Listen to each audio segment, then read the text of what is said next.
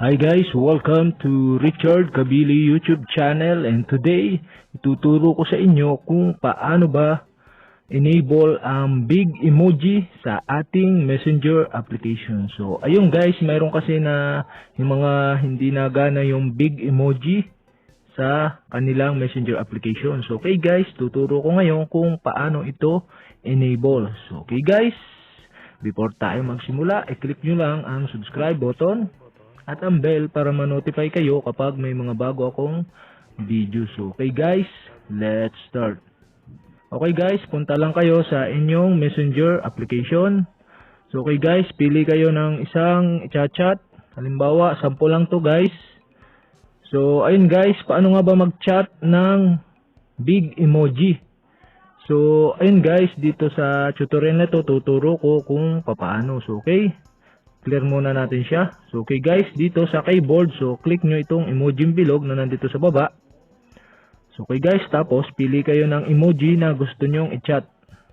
So, okay, halimbawa itong bilog na my heart. So, ayun guys, dito sa baba ng message nyo is merong nalabas na mga suggested na emoji. Ito yung mga malalaki. So, okay guys, yung iba kasi naka-turn off ang settings para lumabas itong mga suggested na emoji, itong malalaking suggested na emoji. So, okay guys, sample tayo mag-chat ng malaking emoji. So, okay, click natin ito. Ito, pwede nyo scroll. Mayroon pa dyang iba't iba. So, okay, sample lang to guys. So, ayun guys, nag-chat na tayo ng Big Emoji. So, ayun. So, Big Emoji na siya. So, ayun guys, sa mga naka-off ang suggested Big Emoji, so, okay guys, sundan nyo lang ako and tuturo ko kung paano. Okay, simulan natin. Punta lang kayo sa inyong settings. Okay, settings ng inyong mobile phone. So, dito, search nyo yung emoji. Okay guys, search mo yung emoji. So, okay guys, dito sa portion na to, so hanapin nyo yung Gboard preference. So, okay, kahit alin dyan sa mga preferences na yan, ang i-click nyo. So, okay, pwede kahit alin doon. So, lalabas pa rin yung itong option na ito, yung emoji browsing suggestions. Okay, so okay guys, dapat naka-turn on itong suggested stickers content when you select emoji in the emoji keyboard. So ayun guys, dapat naka-turn on ito. So okay guys, try nating i-turn off kung hindi talaga siya lalabas.